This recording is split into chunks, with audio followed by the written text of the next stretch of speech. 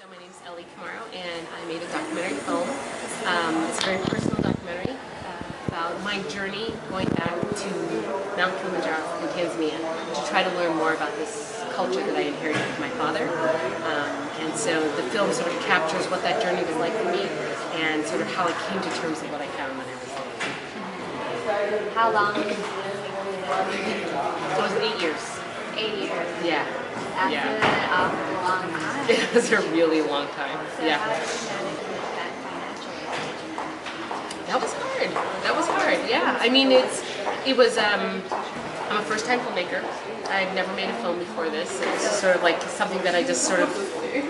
It's a medium that found me. Like it just seemed like the perfect medium for like going if I was going to try to go understand a culture. Film felt like the perfect way to do it, you know. But I had no experience and I had no connections, and so it was kind of like a high-risk investment for a lot of funders, you know, and especially at a time when funding was sort of falling on harder times, and people were getting a little bit more sort of conservative with what they were willing to fund. It was a tough time to make a film. So I did a lot of independent fundraising, a lot of house parties. Friends of mine threw a fundraising auction for us, which is amazing.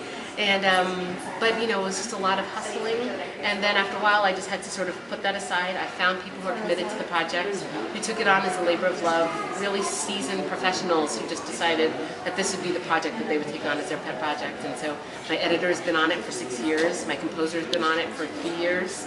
They're now both producers on the film, because you know, it's been tough to raise money to make it a financially viable piece, but hopefully now that it's done and people can see it, and we get to show it in festivals like this, and winning an award and then fortunate enough to win awards, then you know, hopefully that can turn it around, and you know, I'll be able to compensate them and express my gratitude on the back end. So we'll see.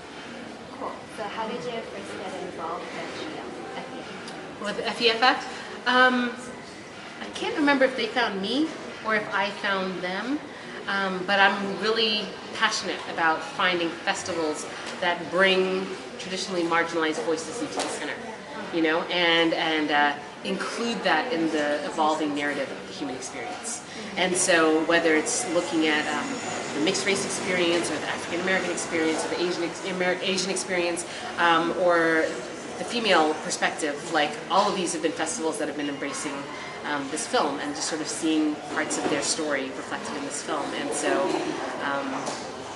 for the first time ever, I'm really enjoying the fact that I get to check many boxes, you know what I mean? And so all of those are sort of coming, I'm being able to sort of find a particular audience for the film through those connections and through those communities. So very cool. So this one is a documentary. Yeah. If you were to do another, would you still be doing a documentary? No, I can't. One, I can't imagine doing another film. You know, like I feel like this is the story I was meant to tell.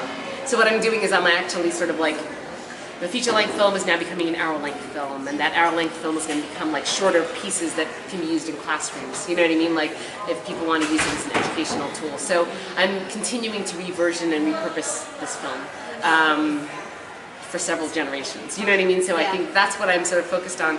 If I were to make another film, it would probably be a documentary. I mean, I think I'm a journal writer. I write my journal. You know what I mean? And so. That's what I know. That's the story, kind of story I know how to tell. Is just rooted in personal experience, and if not mine, then probably somebody else's. So, so yeah, I think that's what I would know how to tell.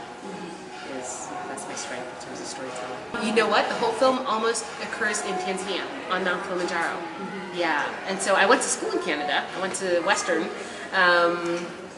but that's kind of the extent of my Canadian ties. I'm from Seattle, so yeah, so. It was lovely to be able to hop on a plane and just end up in Toronto and just be here. It's just such a fantastic city, you know? And so yeah. So when is your film released? Well, my film we had our world premiere May 2011 at Seattle International Film Festival, and we've been doing the festival circuit for the last year. And it will most likely come out on PBS this coming fall. And yeah. details to be determined, but yeah, so it's exciting. Be tuning in for that. Thank you. Thank you.